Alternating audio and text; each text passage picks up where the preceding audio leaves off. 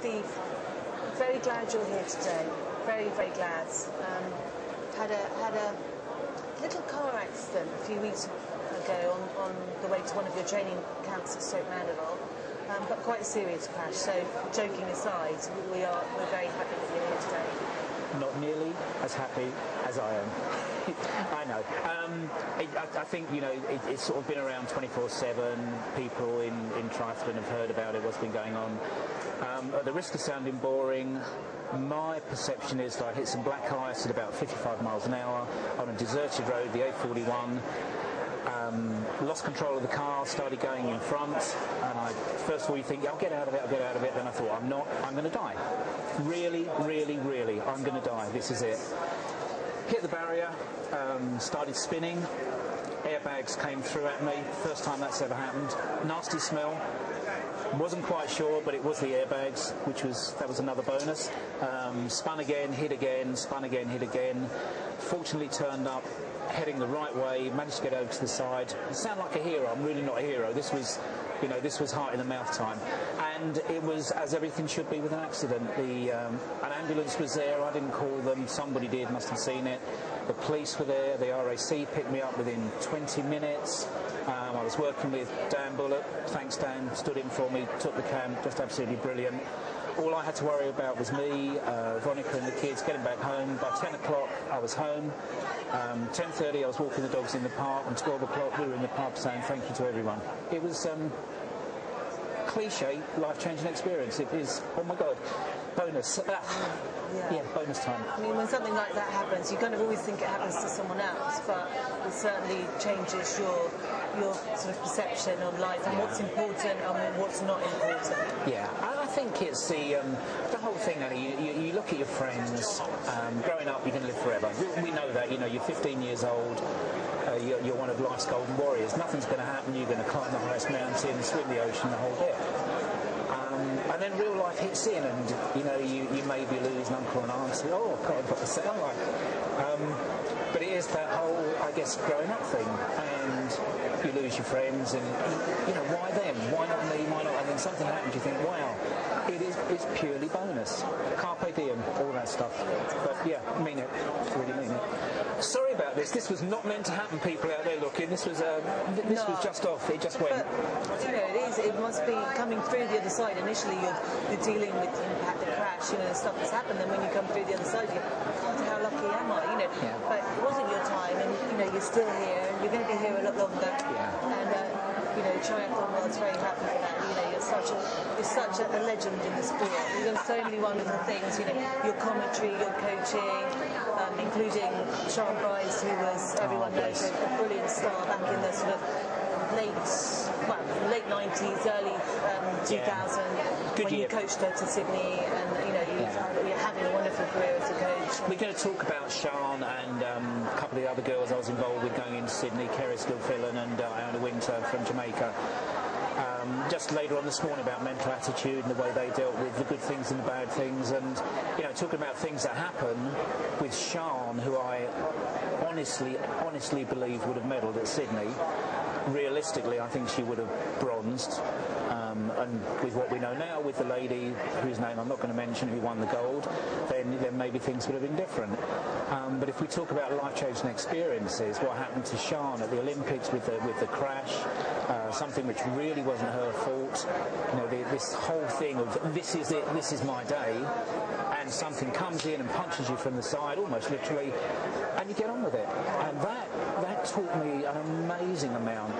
That she was hurting, she was in severe pain for a whole lot of time. Paddy, her husband, had just come out to see her. You know, the first time he sees Sean, she's being picked off the ground with road rash and arm just hanging down the whole bit. How do you deal with that? And Sean goes, got on with it. Here I am, you know, do I feel sorry for myself, or do I go, I'm at the Olympic Games? No one gets the Olympic Games, I'm in Australia. How many people get to Australia?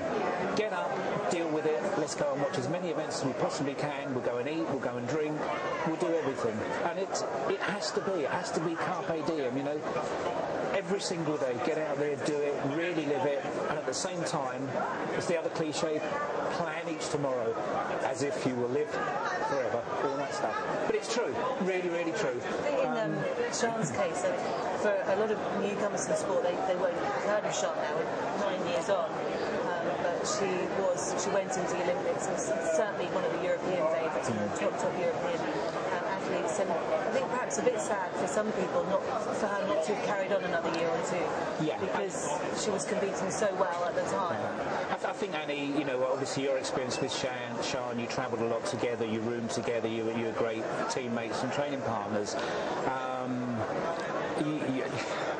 You and Sian, two of the nicest people I've ever met, ever worked with. I just remember a lot with Stellenbosch when we were on training camp down there especially, and you were being coached by Bill. Chris Jones had some athletes there, I had some athletes there, and looking back now, how absolutely brilliantly we worked as a team, with Bill saying, okay, what's Sian going to be doing, Chris saying, what's Annie doing, what's Sian doing, and the three of us as coaches working with a whole disparate group of athletes and putting the sessions together so that they would actually fit for everybody. And the athletes' perception, I hope, that, okay, I'm supposed to be doing 5 by a mile, Sian's doing 3 by 2,000, Tim Don is doing something else. How do we get those sessions together and work it all? And it works. And I think now, looking back, they were some of the great times. We haven't done it yet at the Olympic Games. I'll talk about that. I think there are reasons, and I think there are things to be learned from. But I think we had absolutely the right idea and the right methods going in. It worked. And just because the finish of it, the day didn't work out, that does not mean to say that the journey wasn't worth it. And if you don't go for it, if you don't dream, you're never going to get there anyway. So you've got to go for it, you've got to aim for it. You did, and it didn't work out. Tough. But wasn't it great? Wasn't it absolutely fantastic doing it? It's on reflection. It's sometimes hard when you're there, but when you look back. You know, I say to my kids now, being an old dad and young kids, we live our life on memories, and we do. We look back and do you remember when? Do you remember when, you know, in the sixth form at school, Johnny Jackson got so drunk we had to pick him up. Annie Emmerson was laying in the gutter showing her knickers, and you know, all this sort of thing. It's yeah, right. But it's the memories, and that's what life is all about. A small incident, one after the other, after the other, after the other. There's not one huge thing that happens, because if there was, we'd never be living it. It'd all be tomorrow and the day after and the day after. And I guess for everybody, live each day again, you know. Philosophy, team, philosophy. But it's not. I really believe it. I really do. I think with Sian, yeah, things move on so quickly, and we look at the heroes now. Holly Avil, fantastic. 4 years ago, Holly Avil didn't exist, you know. Hopefully 4 years' time, she's going to be the biggest name in the sport. 8 years' time, we don't know. Things just change so quickly, and if we don't look back and if we don't respect the people who were around and doing things, then we miss out, and we don't learn from that experience, and we don't have the next step to go on to. So Holly Avil, one of the big names for the future, yeah. Especially in our country. I think she's kind of got the weight of the triathlon nation on her shoulders at the moment, hasn't she? But there's a couple of others as well. There are. I'm picking on Holly because I think she's gone to the games at 18, which is that doesn't happen in our sport. It happens in swimming, maybe, but even that, you know, things have changed. And I mean, what an absolutely fabulous thing. Now, Holly, I haven't spoken to her. I've seen her race a few times. I've interviewed her just a couple of times. I think she has amazing potential, amazing ability. But that doesn't guarantee a gold medal. And I'm not being negative in any way, because it's got to be on the day, everything goes right. I thought she would medal this time. I really did. She's the girl coming in from nowhere. She can swim. She can swim. She can stay in the pack on the bike, and she can run fast and get away. And I thought, if the race works right, we know what's going to happen with the top two girls getting out there. We pretty much know, and you hope that something else is going to happen. Holly, Helen coming in. But realistically, and you've got to look at that as well, Holly could have stolen that third medal. I thought it didn't work out. But the experience that she will have gained from that, going into London, going into wherever it's going to be, 2016, South Africa maybe? I'm not sure. I would think so. That is going to hold on to her. And part of the mental stuff I do is negatives into positives. What a fantastic negative. I went to the Olympic Games and didn't make it, and bang. Do you imagine what she's going to feel like in 2012? Yeah. She's going to be a real old lady of 22. Oh, yeah. 22 in London, home country. Yeah, that's okay, big pressure, but absolutely very, very good, positive pressure. Why not? And yet, maybe there's somebody out there we don't even know yet who is a great swimmer, isn't going to make the games, and has been running English schools cross country. And someone will go, you know what? Jill Smith, whoever, maybe you're going to do it. It happens. Will Clark was second to Ollie for a long time coming through the juniors. One magic year, one magic winter, bang, turns it around, Commonwealth Games, World Junior Champion. Things can change so quickly. And if we always look back and we always carry on as things happen, we're not going to progress. You've got to look back. If it went well, great. If it didn't, what went wrong? Change it, move it around. So what plans have you got for this year? Practical stuff. Business is good. In real life, I run a fitness consultancy. We work with Centrica. We work with some of the big corporates in UK and abroad. Presentations, health is wealth, lifestyle. I think lots of parallels between sport and between big business, and that, I hope, comes across if I talk. Triathlon. Training camp in May yet again, my favourite place, Cesnatica in Italy. Big advert coming up, guys. I love it out there. What a lovely way to live your life, to be able to be in the sun, and for somebody like me who's never going to see 60 again, I can spend every day 4 hours on the bike in Italy. I can get in the water, I'm working with lovely people, we have a laugh, we eat, we drink, we enjoy everything. Carpe diem, again, seize each day. Lots of commentaries coming up, hopefully some of the big races. Wednesday I love doing, I've loved working with you there before. London Triathlon, which we've both been involved with for a number of years now. Probably going to go out to Worlds this year, to Australia, because that is one of my very, very favourite places, especially where it's going to be. Some of the other stuff, working with the London Marathon people on commentaries, some of the big races coming through, and just had an offer to do some of the big open water swimming commentaries, which I'm really looking forward to. So a lot of stuff there, writing.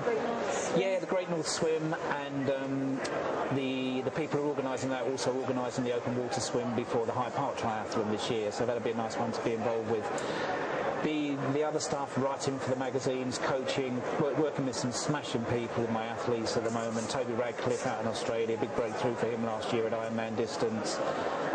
Stelios Markou, Vicky Wallster, got half a dozen good Ironman athletes, and some very, very good Olympic distance athletes. Rob Hill, just 16, on the edge of the British squad. I think he's going to break through this year. We had a real concentration on his weaknesses through the winter. He's coming off of injury now, but yeah, it's great. It's very exciting. And the bread and butter, the age group is the people who really make the sport. Fantastic. Great people to work with. So you're planning on slowing down at any time? What? You have time to rest when you're dead, don't you? You know, stretch now, you're going to be stiff forever when you die. So, no, I think it is... Again, got to keep saying this, but, every day, if there's work there, go out and get it, okay? And if there isn't work, fine. Sit down, watch the BBC News at 1 o'clock, fall asleep, why not? If there's stuff to be done, get out and do it. Look at you. My God, look at you. What's this? Eating crazy stuff. Steve, I retired from triathlon and let myself go. Stuck into the pies and I've just put on a lot of weight. But you had a 3-sport international. There are not many people. I can only think of Sheila Tarmina, but you've done triathlon, duathlon, running for Great Britain. That's totally awesome. And I remember meeting you. Wakefield, 92 or 94? 93. National 94. 94. Who's this skinny little kid? What? My God, she's good. You were commentating. I think. Bronze that day? Yeah. Okay. Yeah. Right, let's go and talk to her. Who are you? Okay, and then, let's say 15 years down the line, you've done everything. You've been to Worlds, you've got world medals. My God. Life is for living. Yeah, I think it's important not to forget those times, because it's very easy to be quite critical of yourself. I think athletes do tend to be quite critical, and perhaps only if you're ever lucky enough to win that gold Olympic medal do you ever sit back and go, I've done everything. And even then, I'm sure Emma Snowes was thinking, okay, absolutely, what can I do now, kind of thing. And so sometimes there are some regrets, but when you look back, you think actually, yeah, it was pretty okay to come from nothing and then race for Great Britain in duathlon, triathlon, and in running, as you to get back. Thank you, Steve. But I also read the interview you did with Robin Brew this year, and again, I think from what you said about Sean, we go with Robin even further back, captain of the British team back in '84, the LA Games. It doesn't quite seem like yesterday to me, but it doesn't seem that far away.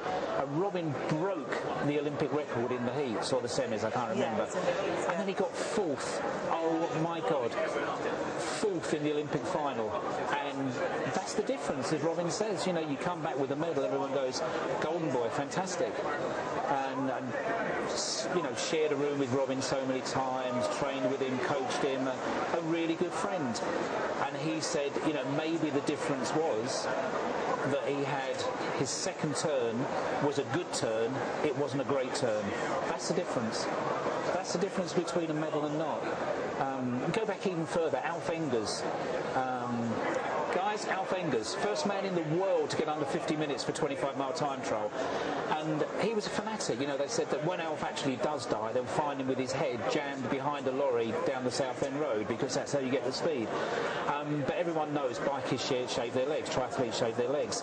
Alf shaved his arms as well. And I talked to him, I said, yeah, Alf, please, why? And he said, because. He says, because it's the little things. And if shaving my arms takes that tiny, tiny bit from 4900ths to 5000ths, and that clicks it over from 50 minutes flat to 49.59, it's worth it. Yep, that will do for me. Attention to detail, you know, with its obviously life, but sport as well. How many people do we see in triathlon? You know, oops, forgot to open the shoe for the run, forgot to clip the pedal on properly, forgot to put it in gear, you know. Yeah, sorry to interrupt, but that's an interesting debate, and I think one that we could talk about all day. And you kind of look back over the years of the Steve Trews and the Seb Coe and the Christies, and in triathlon you're kind of looking at Simon Blessing and Spencer Smith, and I guess even when I put myself, you know, in that era as well with those guys when we didn't have funding, but we kind of took care of ourselves, and it was head down, work hard. You didn't have anyone to kind of go crying to if you know, if you had a broken leg or if you needed more money, because you supported yourself. And I think as an ex-athlete, that did make us tougher athletes. Yes, yeah, I think so. I think it was very positive, and I think if something did go wrong at training camp, and I'm thinking back at Stellenbosch when I arrived ill, and you and Sean looked after me. I took drugs, everyone. Annie and I have talked about this. I had, I'm going to look at the camera for this one, Annie. I arrived in Stellenbosch, I had a really nasty head infection, and it wouldn't clear up. One of the guys looking after us was Luc Roby. He's a doctor, had three kids, two very, very good athletes, one of who's been to the Commonwealth Games since then. And Luke said, we can clear this. Do you want to do it the quick way or the long way? And I said, well, the quick way, please. And he said, okay, have you ever taken cocaine? Yeah, right. Me? No. And he said, do you think you're allergic? I don't know. Why are you asking me these things? He said, because we're going to take this chisel and we're going to put it through the bone in your nose, and this will just clear out all the gunge. And cocaine, he says, because that totally numbs it. This is what we really use it for. So that's what happened. Cocaine goes in, bang goes the chisel. I'm sitting there, la la land, all this horrible muck comes out. Thank you very much, I feel great. I'm floating about 8 foot above the ground. Didn't really know much what went on that day. Went round to Annie and Chance for dinner that evening. I thought I was great until the next day, and they said, yep, you were just a little bit loose there, Steve. Just a little bit loose. And we tease each other, don't we, about it? And we say, you know, all this stuff with drugs, I don't think so. I'm sure there are people on it. We know there are some people on it. But, I mean, our perception, it's 99% plus, super clean. I can't think of anybody that we know that we had suspicions of. And when it comes out, it's just a huge shock. It's a huge shock. Me and Annie and drugs, everyone. That's the story. Yeah? Yeah, cool. Lovely, Steve. Well, I know you've got a press one, you've got loads to do today. You're going to be talking in one of the seminars. Just mental attitude. We're going to get there. So you'll be lovely good. to see you. See you, Annie.